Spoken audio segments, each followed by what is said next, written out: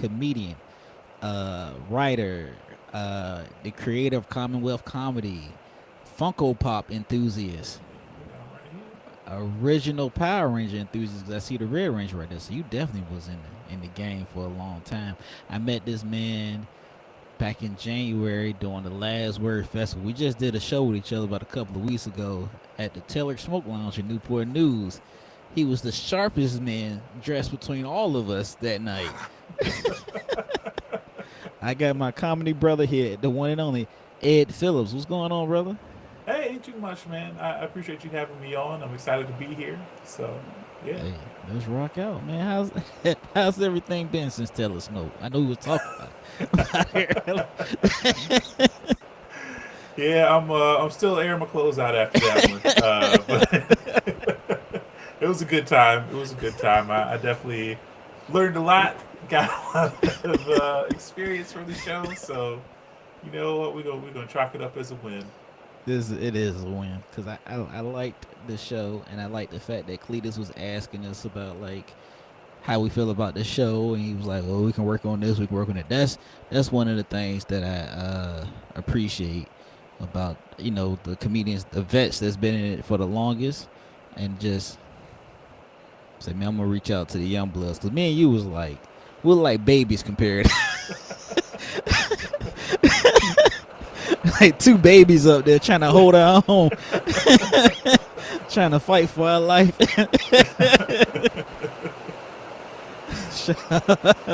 Bro, I was laughing because when I walked in there, I said, "Yep, I'm about to stink for the rest of the night, man." I was, it wasn't at the beginning. It wasn't that smoky, and I was like, I might be able to wear this stuff tomorrow. And like by the time I was leaving, I was like, I don't know. I might have to go back to Target on this one. I think in the back, it was like that group of guys, man, they just started chain smoking. I was like, "Oh, yeah, I'm about to die." It's So, like, yeah, they first time out there. I think they said so. They were doing everything. it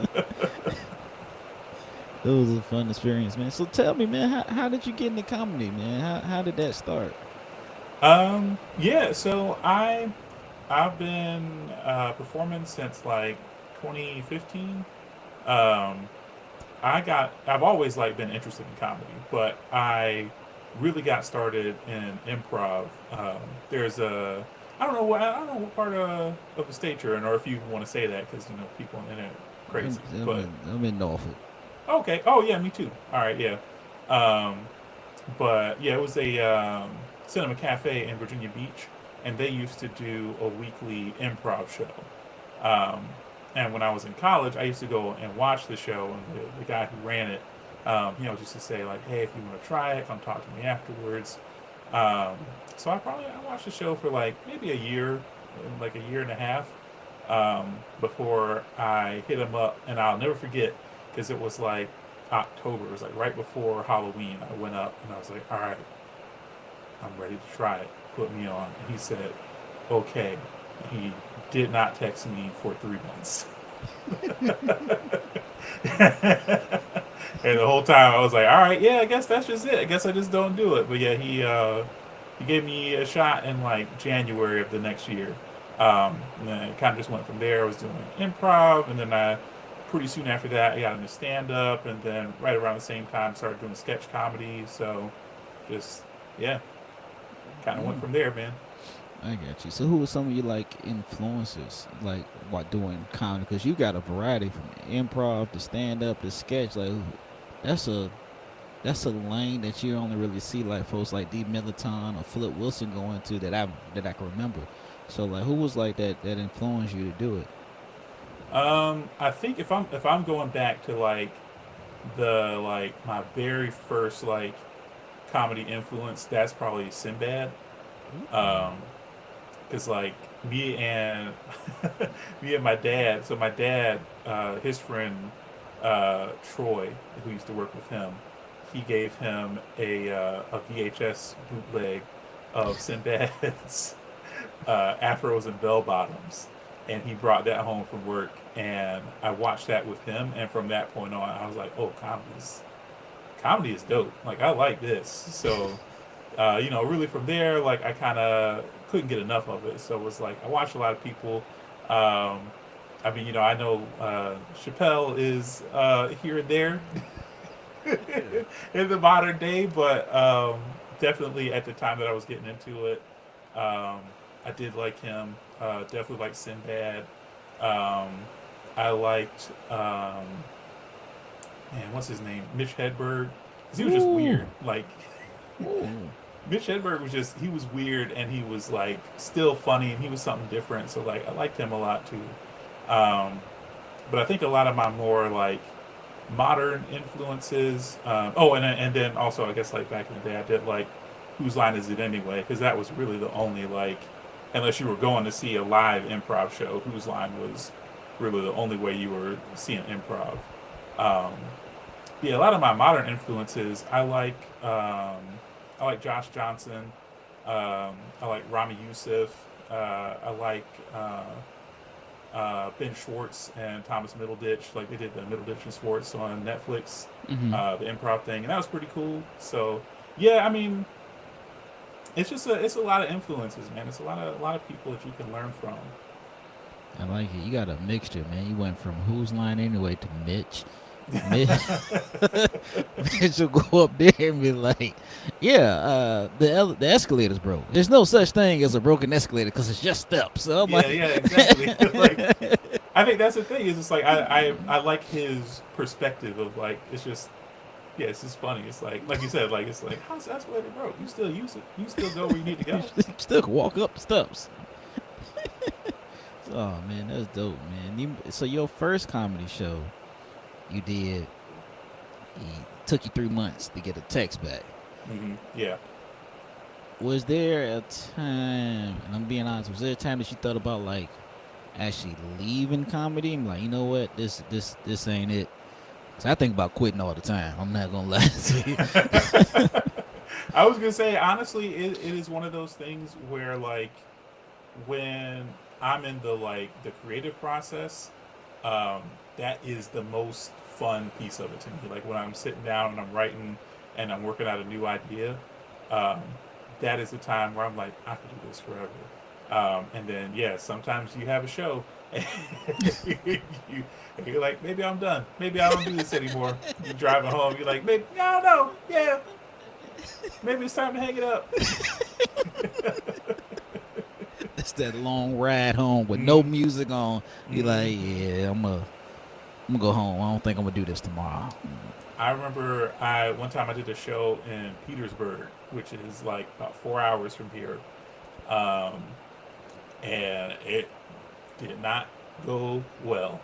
And yeah, that whole ride back, I was like, you know what, man? I just drove 8 hours to bomb. Like, I don't know. Maybe this isn't it. Maybe this isn't for me. Maybe I'm done. But I always end up coming back to it. So, Yeah, yeah, man. I think I drove to Petersburg one time. Did my Cuzzo show. Drove 4 hours to get there. I get up there. I was supposed to do 10 minutes. All I can remember is a good 5 to 7 minutes of it. Bombed too. I'm like, no. They was like, you gonna take pictures after? I said, no, I'm gonna go home. I'm gonna go home. I don't want to be here no more. yeah, y'all don't need to know I was here. That's okay. It's I okay. just, I'm head out. You get that one encouraging person, you like asshole. You like, yeah, man, you did good, man. You was good. It's like, no, I wasn't. Don't lie to me, bro. I remember I did a show in Richmond one time, and somebody came up to me after the show, and they were like, "Hey, man, I just want to let you know that was really brave." I was like, "You don't get away from me right now! Like, don't tell me that was brave. That's the worst thing I can hear. I'm brave." And it's like, wow, you went up there with that material? That's brave. All That's right. brave. Damn, that was brave. I think I got the. You were so cute up there. I'm like, shut up, shut up, shut up. I'm waiting for my Uber. Shut up, shut up. And I sent I got a mentor. I sent him my video. He was like, "You did all right. It wasn't your best." So I was like, "Duh." Like I know how bad it was. So Yeah, I'm glad you said that too, because like that's something I feel is really necessary in comedy. Is like you got to have a mentor, like a person that you can really like bounce off of, and also that they're just going to be real with you, like because it's hard to find that because it's like nobody wants to hurt anybody's feelings, but at the same time, I do want my feelings hurt because I don't want to be bad. I would rather have my feelings hurt than keep doing something that's bad. So yeah, yeah, it's great. Do you have a mentor currently, or yeah. I think the if I'm looking at like the one guy that has really helped me the most in comedy, that's probably my friend Mike Eastmill. Um, he's been performing for a long time. Like he gets up to like New York, and like every once in a while he can go out of the country and do something. But like he is the person who like I really really value his feedback and what he says. Like when I was like starting to run rooms and stuff, he was right there with me, like saying, "All right, yeah, this sounds good. All right, that doesn't sound good." But at the same time, like he's not there to just hold your hand. Like he's there to help you grow. So like that's the thing I really appreciate about Mike. Is like he's there to help you grow, and also he'll keep it real. Like if you if I message him and I'm like, "Hey, I'm working on this new bit," he'll be like, "Yeah, I don't think that's it."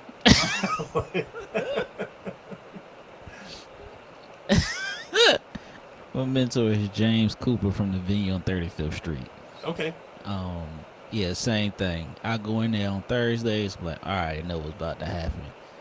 He be like, "You did good. Could have been better." One day, I know I'm doing good. He be like, "Get your ass off my stage." That's when I know my set done hit. I can take it out. I can tour it around and everything like that. So I know I'll be straight. Okay. What's like your material, man? You would break it down.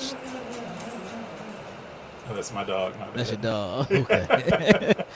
I'm like, I know I ain't got nobody in the house right now. So it's about to be a found footage podcast. Oh boy, this is some paranormal activity. I don't care. I love you, Ed, but I'm getting off this thing quick. Your material, brother. You had a joke about a camping a bear. You went camping, brother, for real? Yeah, I did. I did go camping. Dog ain't barked all damn day. Truly just been on the couch sleeping for like 2 hours, and now he want to get active. But I did. I like. I have a lot of friends. I have a lot of like friend groups also. So like I got like my comedy friends. I've got like kind of my college friends. Like my more like modern friend group. So it's like um, a lot of friend groups, but they don't really overlap a whole lot. So it's Hmm. like if you see me like hanging out after a show, you'd be like, "I don't think any of them people look like they go camping." But I have, I have like a lot of different friend groups. But yeah, it was for I think it was for my friend Kendall's birthday. Is what happened, and bro, it was for my friend Kendall's birthday, and yeah, we went up to the Blue Ridge Mountains, um, and that was just like it's one of those things where it's like, was I if I was picking the birthday activities, it's never what I would pick, but also I try to be an involved friend when I can be. Um, so yeah, I was like, yeah, I'll go camping with all this. I can do that. It's only 2.5 days. I can make it work. Um, but yeah, that was really where the like that a lot of that joke came from, and it was like um, a lot of that is pulled from that camping trip, but it's like a mix of like the stuff that happened while we were up there, and also just like the thoughts that I was having surrounding the entire thing. Um, so like whenever I'm writing, like I love when I can do something like that, where like I can really pull like a real experience and kind of like um, stretch it out and extrapolate on it, and just like really put the audience in my head as like to how I was interpreting everything that was happening. That's what I like, man, because you gave the real on the two. I think two times I've seen you perform. Well, it's only been two times to be honest with you. It was Last Word and the Smoke Lounge, because you see, like you hear, like a lot of comedians go up there and just start, as the young folks say, cap a lot, and I'm like, this isn't believable to me. I don't believe it. I looked at Ed. He was talking about camping. I was like, he started going more and more in detail. I'm like, oh, this man has been camping. You know what I mean? He did.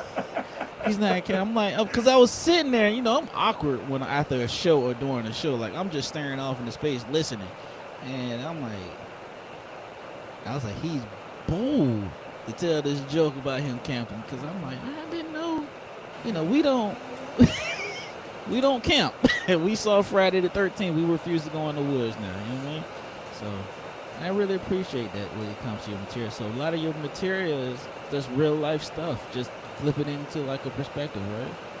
Yeah, I try to use the like what actually happened as the base of the material, and like no shade to like people who just like to to make up a situation or whatever. Like that's cool too, and I definitely have like jokes like that. But that my favorite thing to do is really just pull that real world thing and like take you through what I was experiencing, how I was feeling while that was happening and everything. Because I feel like that is fun for me, honestly, to write that. But I feel like it's also more relatable to really like put you in what was happening rather than like just making something up. Because I mean, like I said, I do sketch comedy also, so like definitely can make stuff up. But that's what is the most fun to me.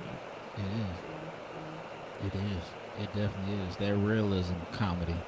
I think that's what a lot of people like miss on, and I might be going veering off. I think a lot of people try and go to that like, well, let's try and do a Kill Tony Joe Rogan type thing, which is no shot at them, you know. But do it your lane. But I be watching it and I be like, yo, this. I don't know. I don't know. I don't know. You don't even seem edgy. You seem, you know, you got that clean attire. Like you was like anybody. Ed came in fresh to death. And I've never seen this man without a fresh outfit. Hell, his shirt is fresh right now. You got That's the Gambino on, yeah. Gambino. See what I mean? Like he has that like Donald Glover kind of appeal to him. You could just tell Ed it comes from a real place, a seriousness, and his dog just loves the hell out of him. He don't like. Oh my god. Yeah, he knows we're talking about him. He doesn't like when people walk around outside.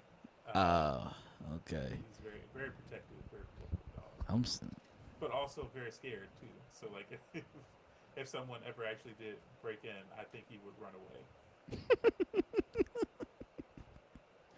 I don't have I want a dog, but I don't have one at the moment. I don't know.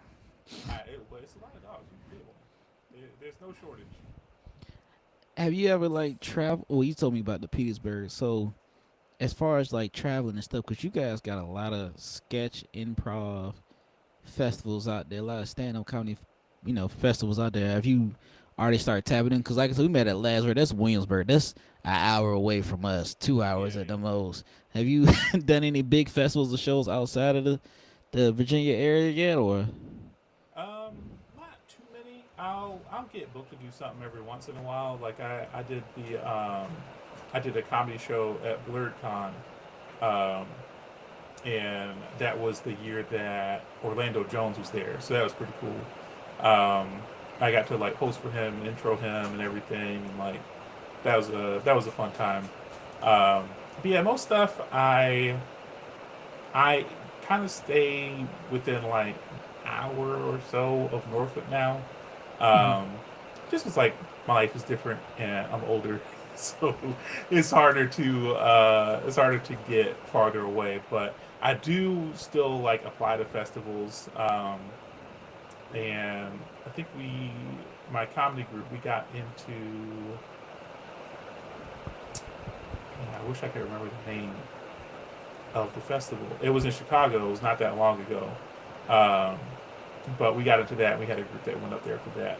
Um, but my schedule did not permit, so I didn't get to go to that. But yeah, I'm always looking for like festivals or like opportunities to kind of get out of the area because I feel like that's really the true test of the material. Because if you're like really locked into one area, you kind of only learn how to work uh, a certain number of rooms or a certain group of people, and it's not good for your comedy growth. So like the more audiences and the more places that you can get in front of, that's what's going to be the most beneficial for you. That's true. I feel like some of us get like complacent on trying to be the big dog of the Hampton Roads comedy, and be like, "Well, I'm getting booked here. I'm getting booked here." You know, and I'm like, "Well, go outside." Like, there's nothing like going outside of your home state and doing a show and doing good, and there's nothing like going outside your home state and bombing.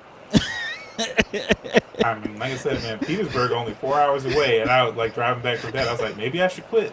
Maybe I should give it up. I drove. I took the train to Connecticut and did the Mohegan and did Comics Roadhouse inside of the Mohegan Sun for last comic stand. See, they put me on first. They put me on first, and I used to hate going on first. I really despise first. First was like, hell no, I ain't going first. They put me on first.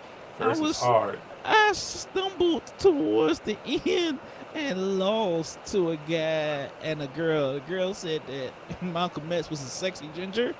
I wish I could remember her name. And another guy was over talking about doing coke at a amusement park. I'm like, how did I lose? And then I looked at myself, like, yeah, that's how I lost. The jokes they was hitting, and then I think it was a 5-minute set, and I think around probably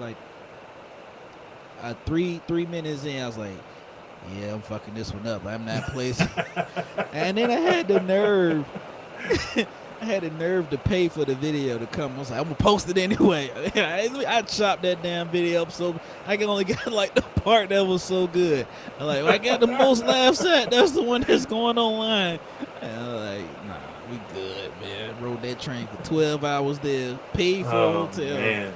and rode the train out 12 hours back. I spent 24 hours on the train for 5 minutes, and about 2 minutes of that was bombing. I was like, this is some bull. The booker don't even work there anymore because I done reached. I'm like, yeah, it's been 2 years, man. I didn't grow. This is my videos.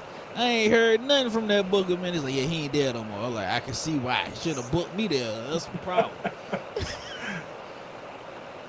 Oh, man. Is there a comedian out there that you would like to work with? Or like, have you ever been starstruck by a comedian that you work with? You said Orlando Jones. That's Mad TV, ain't it? That's yeah. Dr. Lee. The drumline himself. Yeah, I don't think I've ever been starstruck by a comedian, but I've definitely I mentioned Rami Youssef earlier. I think he's one I would definitely like to work with. So I think his stand up is strong, but he's also a very strong writer. So those are like, I don't know. That's something like he's a person I would really like to work with. I used to really be on like SNL, and I would be like, man, if I get to SNL, that would be cool if I get to SNL. But the more I look, it's just like they're not really checking for people like us. It's like they'll let Keenan do stuff, but a lot of the other black cast members, they really just kind of stereotype them. So I don't know. I don't really feel like that's the move for me anymore. I'm also saying that like they were reviewing my writing packets anyway. But yeah, I think if I had to pick one, it would be Rami Youssef. I don't know if you haven't seen, he got like the show on Hulu. He's got like 2 specials on HBO now, like, and then he got like a new animated show on Amazon Prime not that long ago. So like, I mean, he's doing a lot of stuff, but yeah, definitely it would be him. I know who Rami is. I watch a lot of stuff. I just watched the season premiere of Saturday Night Live. Cam Patterson was up there. Oh yeah. It was his debut, and I didn't know how it was going to work, but he did the Weekend Update with Michael Che, and I was like, Okay, let's see how this works. You know what I'm saying? Because for people out there, Saturday Night Live is a show that I would love to be on as a comedian or even as a writer. I would love just to get one skit. I don't just one. And a couple of years ago, somebody showed me how to download the packet, the send and stuff like that. I just ain't done it yet. I'm just bullshitting, but I've sent a lot of those. I've sent a lot of those in. I sent a lot of late night writers packets in. I've only sent maybe one or two for SNL, but yeah, it's hard. I mean, because that's what everybody wants to do. Like yeah. it's a lot of competition.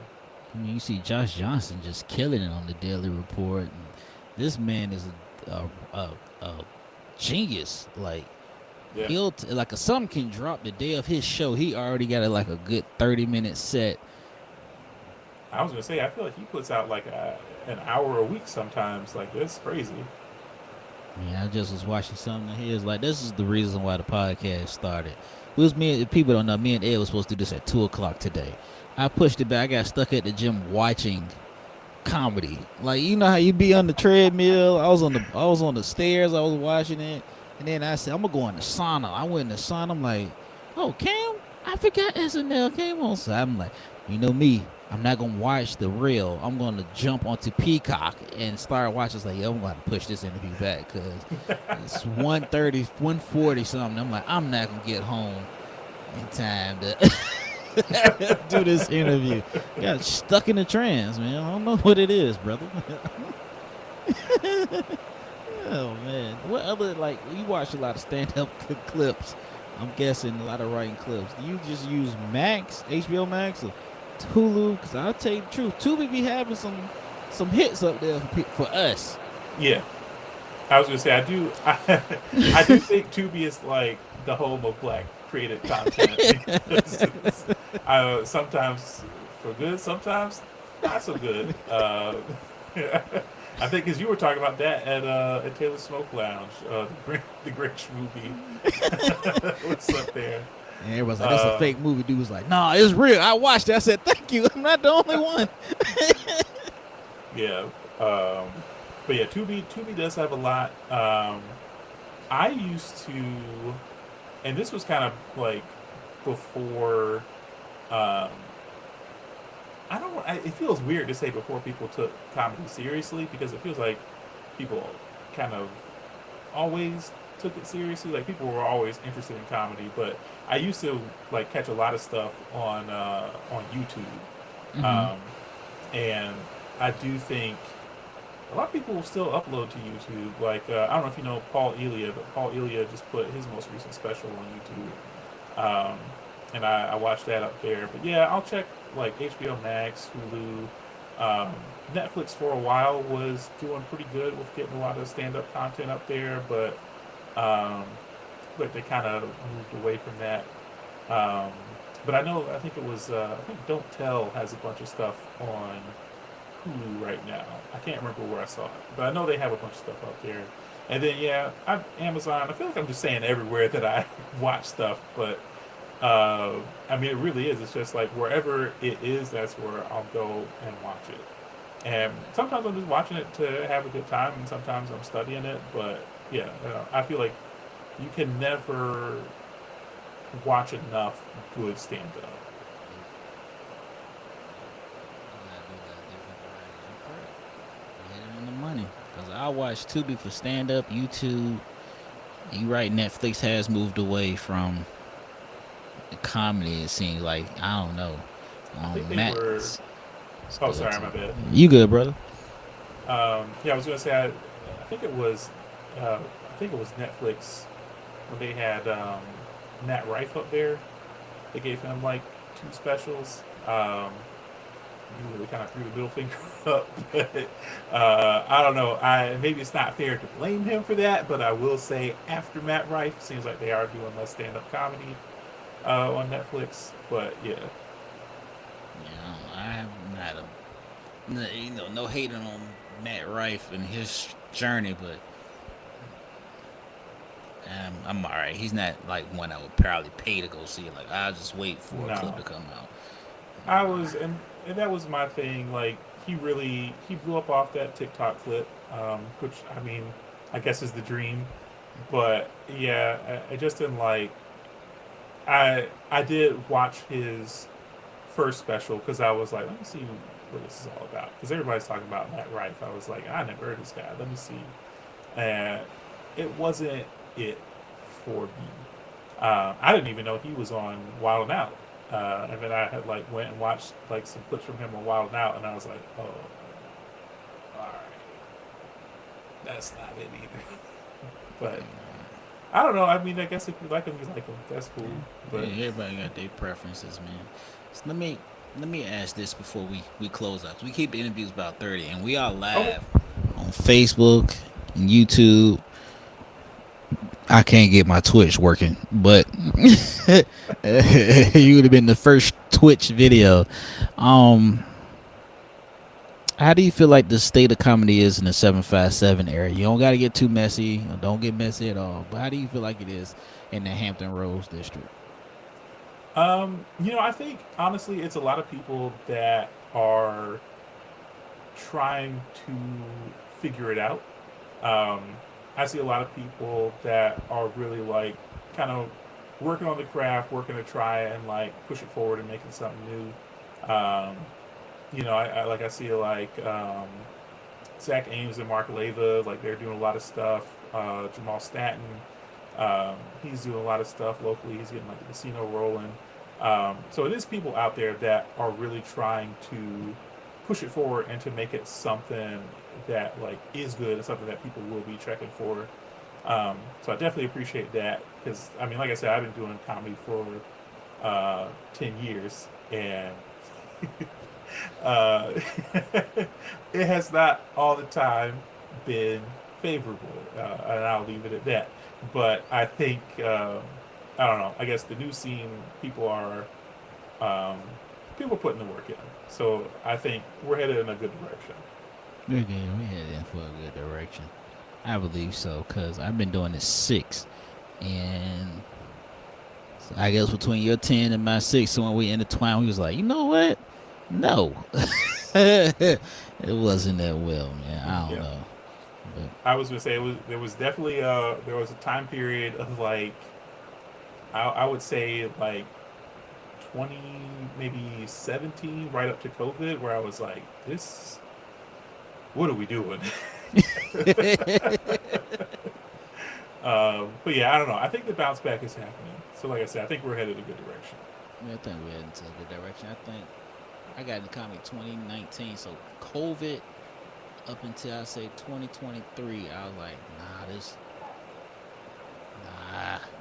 And the best advice I ever got was, hey, bro, leave your home state and come back. And yeah, that's been the thing.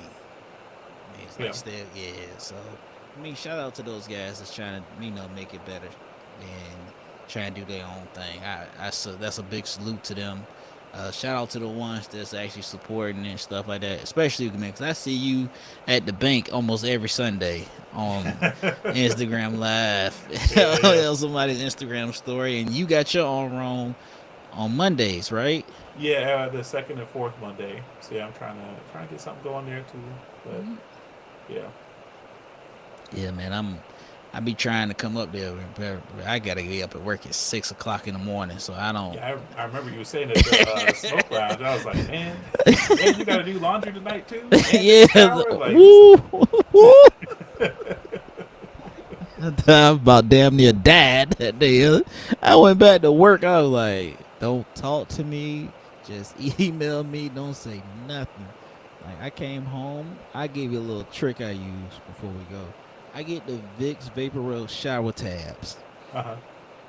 I leave my clothes in the garage outside, let them things air out. I take my shower, wash my hair, but I take the shower tabs from Vicks.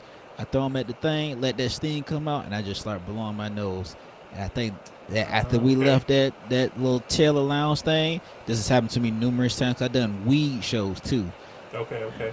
The smoke would just come out of the hair, and the sinuses would get cleared. And I sleep good, but it's only so long I can sleep because I gotta be up like 4 hours from the time. Yeah. You say, I'm sure you probably got into work. It was like, you in a house fire? What happened? The girl came up to me and said, "How was your show?" Just email me. I don't want to talk no more, man. I want to go home. I want to just relax. You know what I'm saying? But Ed, if anybody wants to get in contact with you or see any of your contact, or even because you just released a comedy album too on Spotify, correct? Oh no, that was just I do that every once in a while when I have a Okay. bunch of shows coming up. I just do a little graphic, and I do it like Spotify style because people will stop scrolling to look at like a Spotify post. So I try to be smart with the algorithm.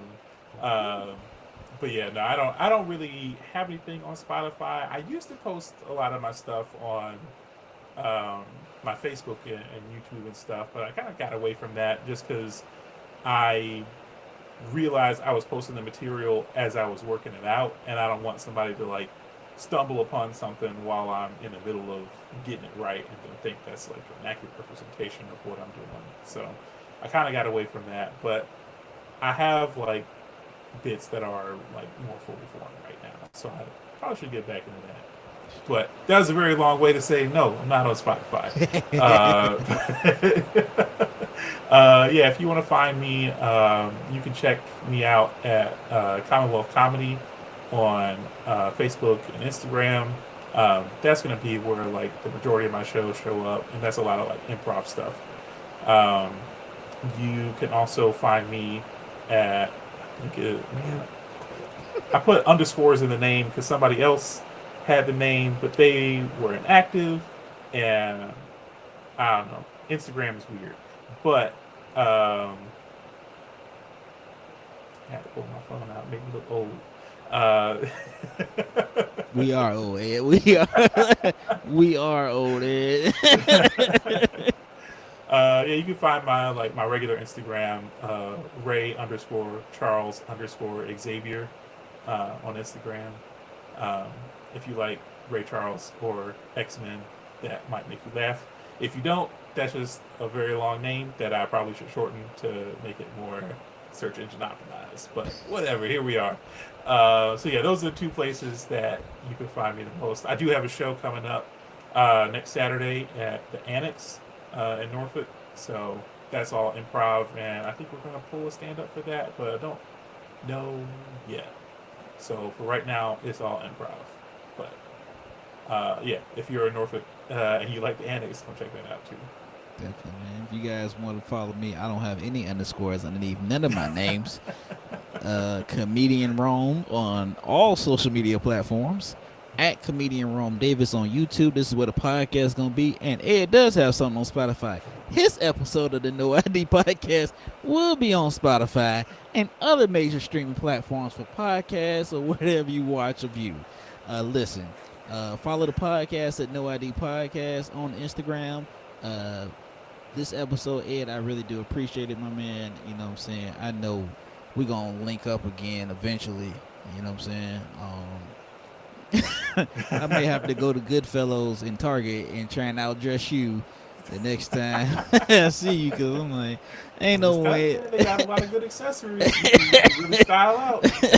I'm gonna get you. I'm gonna get you one day. You know what I mean? I'm gonna go for that Carlton preppy look myself. You know what I mean? Watch what I tell you. I'm gonna come in with some shit and be like, oh, Goodfellas. I'm not gonna kill him right now on the action figures. I got mines, but they up in storage now because I'm moving. But Okay, okay. damn, man, I'm jealous that he got all the Power Rangers. He got the green Funko Pops. Yeah, I got Yeah. Scott Pilgrims back there too. These are Scott Pilgrims. Pilgrims.